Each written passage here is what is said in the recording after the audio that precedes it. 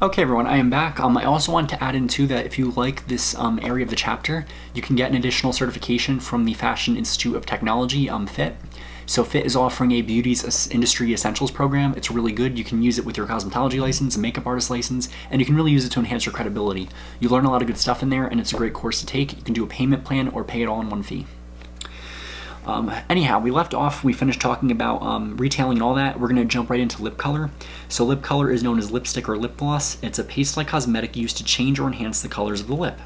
Lip color usually comes in a metal or plastic tube and is available in a wide range of colors. Most of them are going to be the reds, pinks, but you'll also have some fun colors like blues, purple, yellow, green, stuff that's a little bit more edgy, and there's a time and place for that. So if you're going for a rock concert, yeah, or a really fun event, maybe if you're a bridal client, not so much. And typically your makeup client will kind of guide you on what they want and what they're looking for. It's usually best to ask them if they can pull up a photo of what they're looking for. So know that some lip color products contain conditioners to moisturize the lips and sunscreen, so some of them will have a built-in like chapstick to it. It's available in many forms, and they typically are made of a mixture of oils, waxes, and colors and dyes. It is really satisfying to watch them make it, the customized lip color. It's really cool. Properly selecting a lip color takes talent. The lip color must blend and not match with the client's hair color and eye color. And current fashion also dictates both lipstick color and application methods. Fashion trends have called for light and dark lip color, shiny versus matte, and gloss versus more opaque. Also know that lip color is a great way to retail because many women have different types of lipsticks. So if you're able to sell her a few shades that will match her skin tone, that will add up the bill and you'll also make some money on the commission. Also know that language is very important when you're retailing. So for example, if you use words like, this cocoa shadow will really make your green eyes look beautiful. You have a great smile, this new peach lipstick will show it off. What a great dress, this silver eyeliner would look fabulous with it. Ways of combining it, making it really sound tasteful and yummy. So I always give that example too. If you've heard my previous classes, not on here, but like in person, I do classes on how to use shades of Q, and I always say that Redken is smart in that they actually market not just to the stylist, but to the consumer.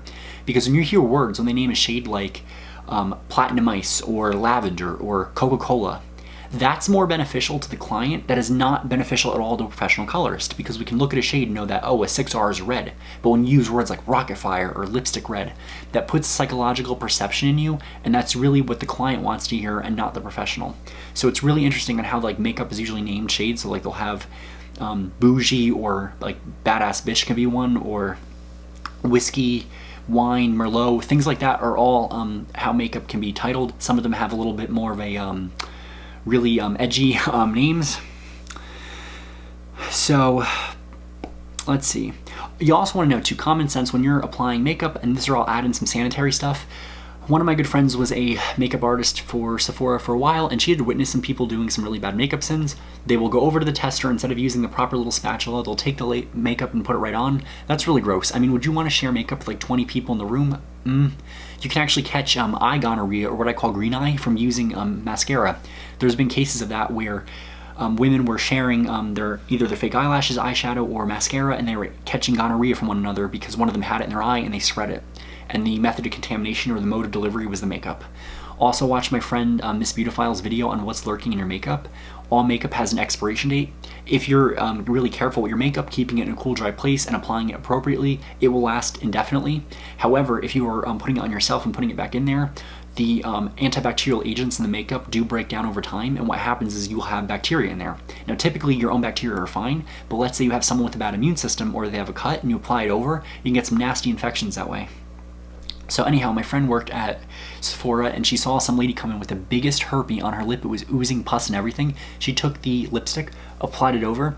She even said there was a little residue, and she was like, oh my god, I don't even see that.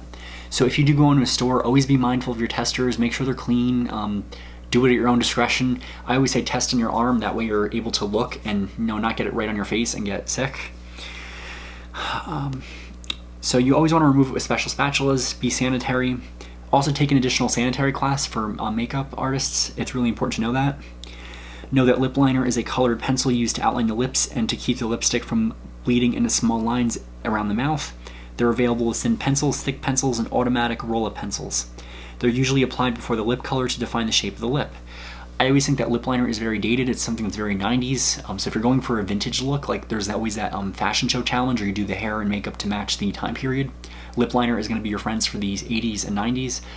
I personally don't like the look of lip liners. I think they look very old-fashioned and dated, and if you do them wrong, it looks kind of like cheap. But it's personal preference. You always want to sharpen the pencil and clean after use, and then always clean your sharpener after because you'll get residue buildup. Know that eyeshadows are cosmetics that are applied on the eyelids to accentuate or contour them. They're available in almost any color you can imagine, and they can come in warm, cool, neutral, bright, light, and dark. Some powder of eyeshadow are designed to be used on wet or dry skin. They also come in a variety of finishes, including metallic, matte, frost, shimmer, or dewy. Eyeshadow is available in stick, cream, pressed powder, dry powder form, and it usually comes with an applicator. So when you're using eyeshadow, you want to apply it to the lids, make the eyes appear brighter and more expressive. You want to match the eyeshadow to eye color to create a flat field of color. Oh no, if you match the eyeshadow to eye color, it creates a flat field of color and it should be avoided. So don't match the eyeshadow to eye color, do a contrast. If the client's eyes are blue, go with a shade like a yellow or a green, something that is gonna complement it. You don't go the same, because what happens if the client's eye is blue and you do blue eyeshadow, it'll look like just this one big blob of blue and doesn't stand out appropriately. If you have colored contacts and you're having fun with that, you can have a world of experience with that. So typically a darker shade of eye color makes the natural color of the iris appear lighter, while a lighter shade makes the iris appear deeper. The only set rule for eye makeup colors is that the chosen colors should enhance the client's eye, and the chosen colors should be more subtle for daytime wear. Also know that a base color is generally a medium tone that is close to the client's skin tone. It's available in a variety of finishes. Base color is generally used to even out skin tone on the eye and help cover redness and skin discoloration on the eyelids. The base color is often applied all over the lid, brow bone, from lash to brow, before other colors are applied, thus providing a smooth surface for the blending of other colors. If the base color is used this way, a matte finish is generally preferred. Eyeliners. Know that eyeliner is a cosmetic used to outline and emphasize the eyes. It is available in many colors, in pencil, liquid, pressed, which is called the cake form, or felt tip pen form. With eyeliner, you can create a line in the eyelid close to the lashes to make the eyes appear larger and the lashes appear fuller. Eyeliner pencils contain paraffin wax or hardened oil-based petroleum with a variety of additives to create color. Eyeliner pencils are available in both soft and hard form for use in the eyebrow as well as the upper and lower eyelid. Typically, you want to be cautious when you're applying eyeliner. You want to have the client sit still. You don't want to end up smearing it or getting in their eye. Most clients prefer the eyeliner as the same color as their lashes, or the same color as their mascara. So if their eyelashes are brown, they want a brown eyeliner. If they're blonde, you want a lighter color. You don't want to always do a dramatic black one. Also know that the American Medical Association states that eye pencils should not be used to color the inner rim of the eyes because this can lead to infection of the tear duct, causing tearing, blurring of vision, and permanent pigmentation in the mucous membrane.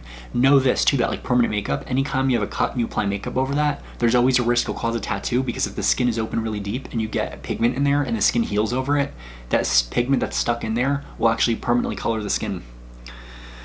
Know that eyeshadow in pressed powdered form may be applied to the eyes with an eyeliner brush to create a softer lined effect. Whether using a shadow or pencil liner, it may be helpful to pull the skin taut from right below the eyebrow to ensure a smooth application. Let's see. Eyebrow pencils are known as eyebrow eyeshadows. They are used to add color and shape to the eyebrows, typically after tweezing or waxing. They could be used to darken the eyebrows, correct their shape, or fill in sparse areas. Brow powders are similar to pressed eyeshadows and are applied to the brows with a brush. Brow powders cling to eyebrow hairs, making the brows appear darker and fuller.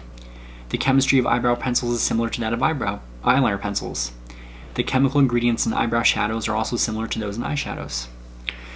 Some people also use brow pencils to draw their eyebrows on if they don't have brows, or some people permanently remove their eyebrows so they can draw in different shapes. Know that that's going to look very unnatural. I once worked with someone when I was in the restaurant field where she would draw on her eyebrows like upside down Nike symbols, and she would put her fake lashes slightly above her eyelashes, and they were like hanging off. So know that it can look very garish if you're not careful. That's a really good SAT word. Garish means looking unsightly, not something that you want to look like. Know that mascara is a cosmetic preparation used to darken, define, and thicken the eyelashes. It's available in liquid, cake, and cream form, and in a variety of shades and tints.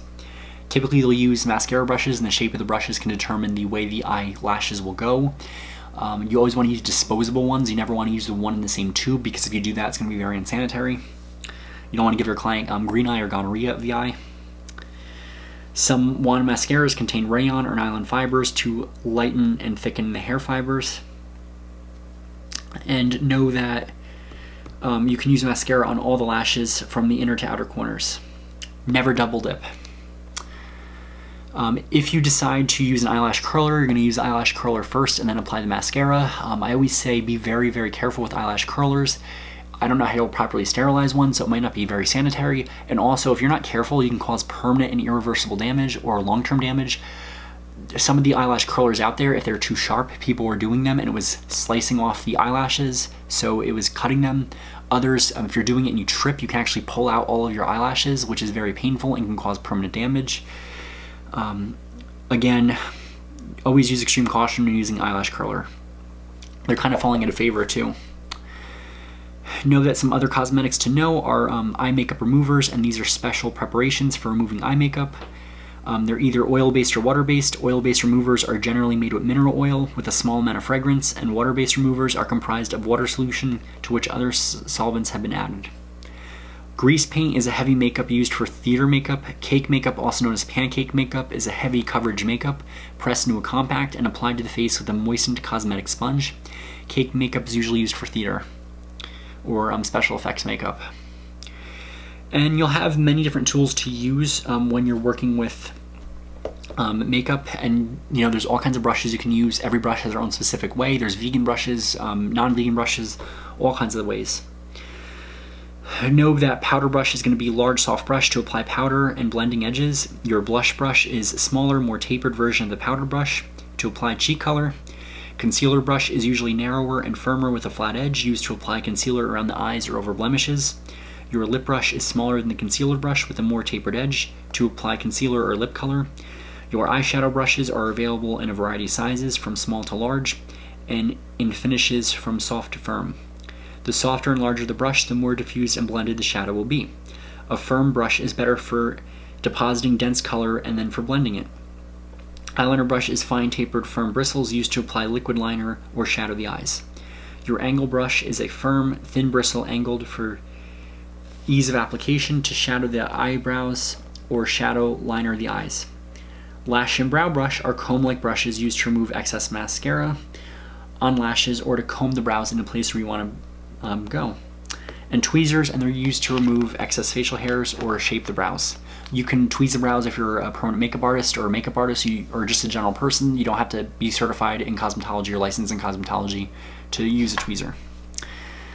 Eyelash curler is a metal or plastic device used to give lift and upward curl to the lashes, and a pencil sharpener is used before each application to make sure everything is hygienic.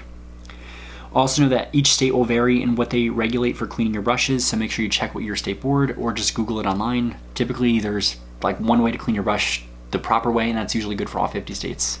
I've never myself or had anyone else look on the state board website to do this, but the book says it, so again. Also know that you want to care for your brushes appropriately, because if you're investing money, your brushes are big money, and if you don't invest in, if you invest in a high quality product, you don't want to make sure, you don't want to, what's the word I'm looking for? Why am I getting tongue tied? You don't want to ruin your brushes, because if you invest in a good quality brush, your lifespan of the brush is not going to be long. Know that there's different ways to clean them. There's spray-on instant sanitizers, which contain a high level of alcohol, and they are not recommended because they will dry brushes over time. A gentle shampoo or brush solvent should be used to truly clean the brushes. These products will not hurt the brushes and may actually help them last longer. Know, on a cautionary note, the brush should always be put into running water or still water with the ferrule, which is the metal ring, pointing downward. If the brush is pointed up, the water can actually remove the glue inside the ferrule and your brush just falls apart, or it can cause the wood to rot. Also know that When you clean your brushes, you want to clean them and lay them out to dry, let them air dry. Never take a hair dryer and just blast dry them because that will melt the glue and that can cause damage. Always have multiple sets of brushes. That way you're able to have one rack drying and you work on the client, clean them, sanitize them, lay them out to dry, use the ones that have dried. So you want to have a series of disposable influence, sponges, powder or cotton puffs, mascara wands, spatulas, disposable lip brushes, sponge tip shadow applicators, cotton swabs, and cotton pads or puffs. Sponges are going to be available in a variety of shapes and sizes, such as wedges and circles, and they work well to apply or blend foundation cream, powder blush, powder or concealer. Powder cotton puffs, they may be made of velour or cotton and are used to apply and blend powder, powder foundation, or powder blush. Mascara wands are usually plastic and used to apply mascara on a client. They're generally disposable, so to ensure proper hygiene. Spatulas are wooden or plastic with a wide, flat base, and they're used to remove makeup such as lipstick, foundation, concealer, powder, blush, and shadow from their containers. Disposable lip blushes may be plastic or some other synthetic, and they're used to hygienically apply lip color. Sponge tip shadow applicators are used to apply shadow and lip color or to blend eyeliner, and they may be used to remove unwanted makeup from eyes or lips. Cotton swabs may be used to apply eyeshadow, blend eyeliner, or remove unwanted makeup from the eyes or lips. Cotton pads or puffs may be used with astringents or makeup removers, and they also are used to apply powder products such as powder blush. So that's all the products that we use. It's always good to have a lot of disposable ones. Always get extra, and I always say do the rule of 2 or 3, so we get 2 and you label them, so as you get rid of one, you can reorder another one, and that way you have a constant supply. Nothing is worse than running out of a disposable product and having to either makeshift or try to find something and it becomes a disaster. So what we'll do here is I will break here, and when we go back, we'll talk about color theory, which is pretty much a review of the hair color chapter with color theory, consultation, and then if that is it, we'll talk about face shapes and all that stuff.